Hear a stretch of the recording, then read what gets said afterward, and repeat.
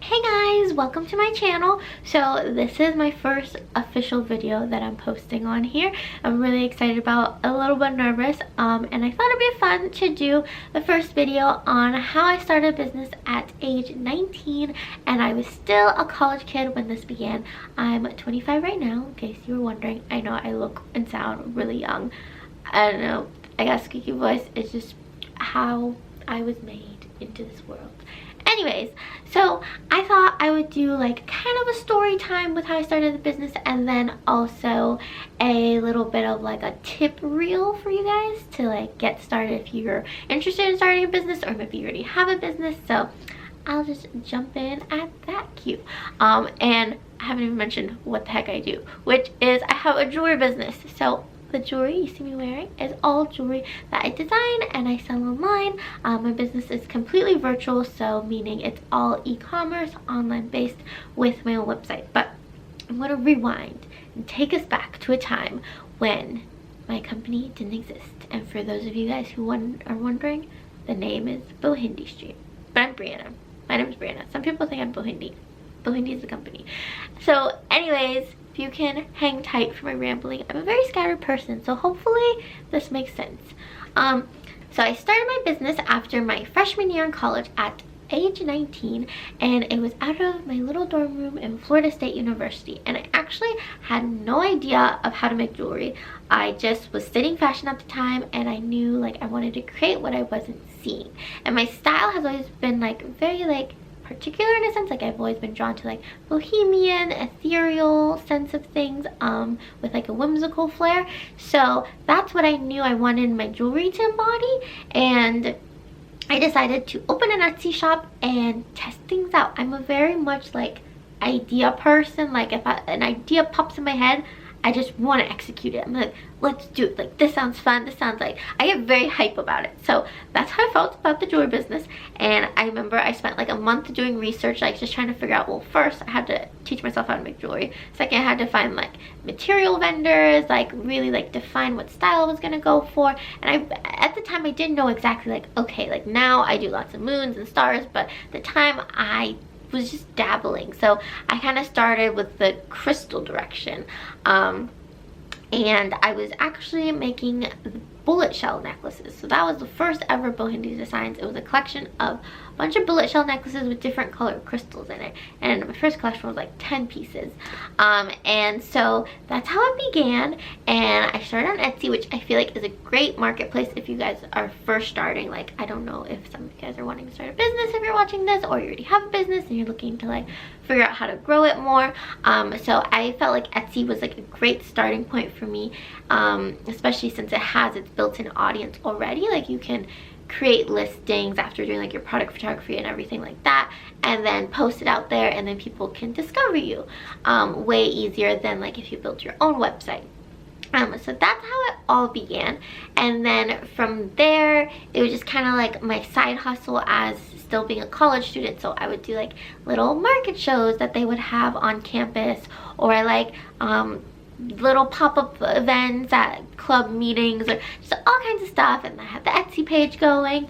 Then I decided that this was like a couple years down the line, and I was still in college. So if I start after my freshman year, I had 3 more years to go till I graduated. So I decided, you know, I want to like create my own website and like have that in addition to the Etsy. So I started with making a WordPress. I've kind of gone through all the different website platforms. So I started with WordPress, then we went to Squarespace, and then Shopify is what we have now for the website. Shopify is by far my favorite. If you can just start with Shopify, I highly recommend, because it is like the most I guess supportive of creating an e-commerce site. Like it has like that, all those features, and it's just really great for that.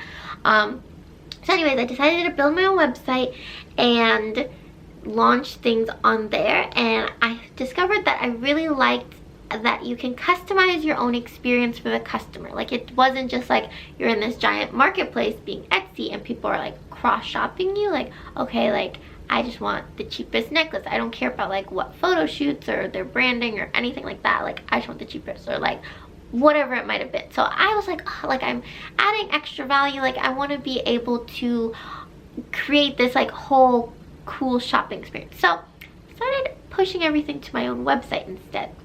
Now, fast forward a little bit, because it was basically just a side hustle during college, and it wasn't until after college is when I really grew things. So after I graduated in 2016, I decided I wanted to take it full-time, and that decision didn't come easy because, you know, I had just graduated. I was like, okay, do I like go get a job? Like, what's the route for me? Like, what's the best decision? And at the time I was applying to places, but I had already realized that nothing made me more fulfilled, like feeling that feeling of fulfillment, than doing Bhindi streams. So I was like, you know, I feel like I have something here, and what if I like put more of my energy? Now at this point, remember, I just graduated and I'm debating if I take Bhindi full time, and Bhindi was barely making any money. Like, it was more like a passion project at this point. Like, I'm saying like maybe a couple $100 a month. Like, that was what we were pulling in sales. And so it was kind of a scary decision to be like, okay, I'm gonna take this full time. Like, it's clearly not providing an income yet, but I just knew that it made me so happy to do. And I just loved the aspect of getting to connect with people through art and designs. So I was like, you know what? I'm young, what do I have to lose? I was at 21 at this point of graduating. So I decided to do that. And that's when I had to take things very serious, because I'm like, okay, this is like, I gotta make this work, or like go get a job. Like, those are my options. So I decided that I was gonna get very creative in my thinking, and I started to just keep going deeper and deeper with Bhindi. And I started to think of like, okay, aside from pretty jewelry, what else can I do? And so I started employing this storytelling aspect, which I really think was like an amazing decision to do, because it not only was like, okay, here's like a cool design that this girl might want to buy, but it was like, okay, this design has a story behind it, and it's a story that's hopefully relatable to a lot of people and they can connect with. And by story, I mean, like, you know, art always has an inspiration behind it. So let's say I had at one point created these earrings that reminded me of my grandpa that had passed away, and I was very open in sharing that story when creating them with, you know, my online community I had at the time, and people really connected and resonated with it, because most people have lost somebody at some point in their life. And you know, it's just like, when you can connect with that jewelry piece and maybe wear those earrings and remember them through that, I just thought that was such a powerful and magical thing.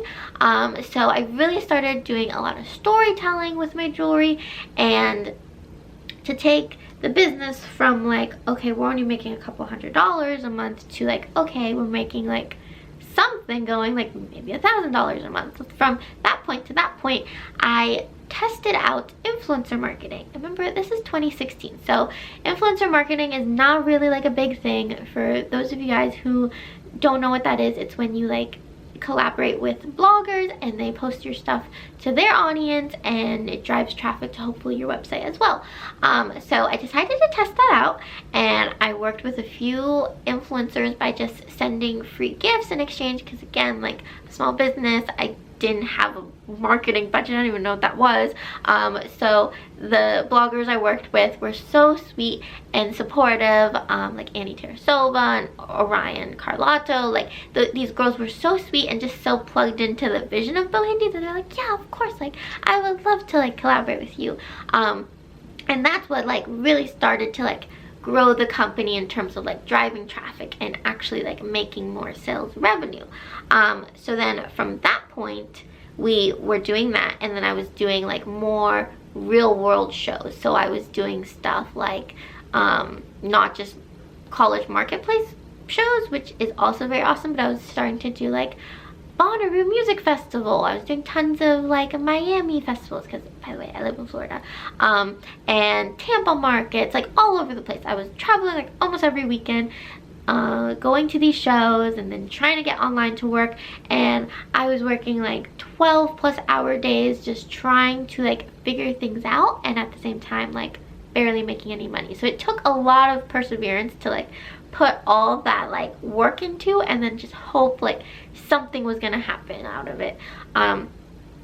So while doing that, I'm just growing as a brand and working on like developing the brand aesthetic, and just every time we would do a lookbook photo shoot, which is basically like every season we design a collection and then we do like a really cool lookbook of showing how the jewelry is styled. So every time we did that, like I was always trying to outdo the last one. So I was kind of like just competing with myself, which I think is the best way to do it. Like you should not, what is the phrase? Competition or love over competition? It's collaboration over competition. Don't hate, collaborate. Yeah, so I was just competing with myself, and you know, I think that's the best way to do things, because you shouldn't really be like competing with others, I would say, or at least for me, that's not how I feel.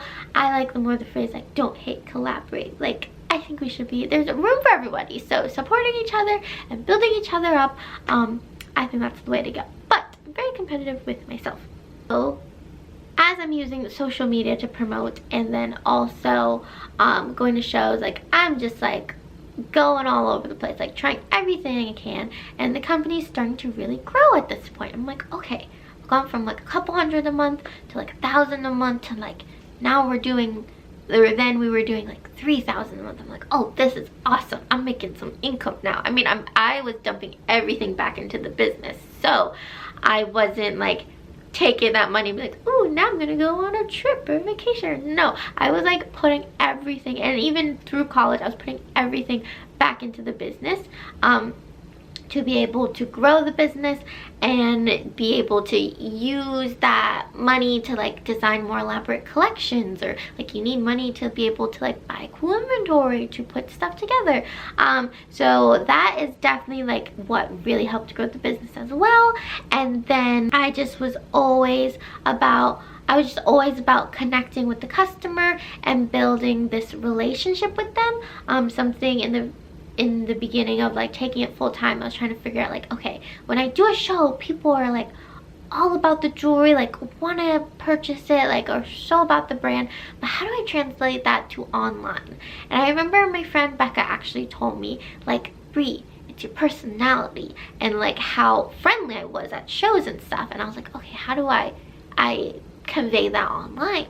Which at the time it was like so confusing to me, because how I saw businesses run it, they would use very like, I don't know, it was kind of flat. It was like, we at this company, like we think you might like this. Like it was very basic. So I was like, okay, let me reverse everything and just infuse my personality to it, to like make it sound like they're talking to a friend and like we are friends. And that's what I think really started to like build a following that was very engaged. Like my customers still to this day, like they'll message me, I'll even message them, and it's like we're friends, we're pals. I'm like, oh my gosh, like if I like a lot of customers, I'll go through and follow, or if they like post something, I'll maybe follow them back or something, and I'll like see what they post on their story and I'll comment back. I'm like, oh my gosh, that's so cool, or I've been wanting to go visit that place, or whatever they might post. So I think connecting with the online community, it was super important. I feel like so often I see people just like post, whether it's a product or they're a blogger and they're posting a picture, and they just expect these people to engage with them, and it's like, how can you expect that if you're not even connecting with them? And something that I learned in high school from my English teacher really stuck with me, and it was, you only get out what you put in. So if you're putting in the effort, you will eventually, whether it's not usually right away, but down the line, you will grow and gain those successes that you so long for, whatever makes your heart happy. So anyways, yes, I've always loved connecting with the customer and connecting with the online community and everything, and that was like a major factor in building the company. And now at this point, so from college phase to then I'm trying to take it full time and just kind of make an income from it, to now I'm like, this is a legit business. I'm trying to grow the business. We are at this new stage of growth of learning how to scale, and we're about to open our first office in the next couple of months, because right now it is still a home studio, but it's still so awesome.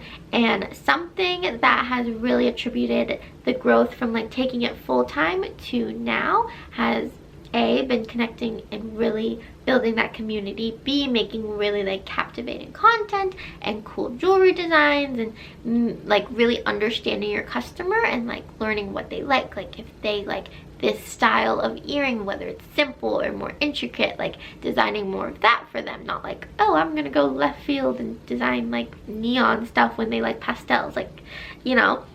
So really understanding your customer. And then also in the past year, we started doing a lot of Facebook and Instagram ads, which definitely grew the company so much, and I've been so grateful to see all the growth happening. So that's been very transformative, as well as like branching more into the wholesale market. Like we do the Magic Trade Show, which we really do a pool trade show, it's a sub show under that. But for those of you guys who don't know, it's like the giant fashion trade show that's based in Las Vegas, and it's twice a year. We've done that for the past 2 years now, and that's grown us so much in like getting into different stores and just even meeting like really big box retailers, you call them, and getting to connect with them and show your product and share your story. So it's definitely all comes down to like creating art and connecting, and at the end of the day, you have to really love the journey and love the process. And you know, that is what is going to get you through the tough days when like you're doing all this work and you feel like you're not cracking at something, like cracking the code.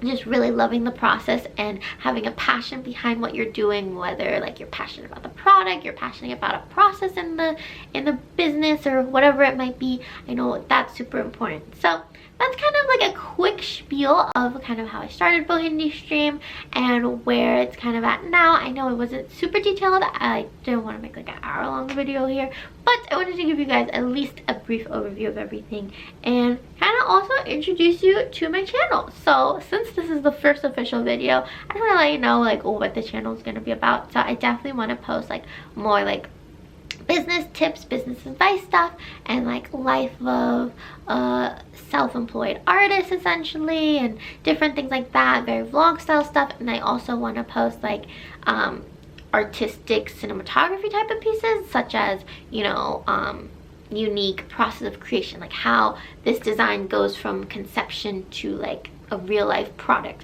or like I want to do some like crafting videos, some like travel vlogs, like all that stuff. If there's a certain type of video you want to see me make, you can comment and let me know, because I'm totally open to all kinds of ideas.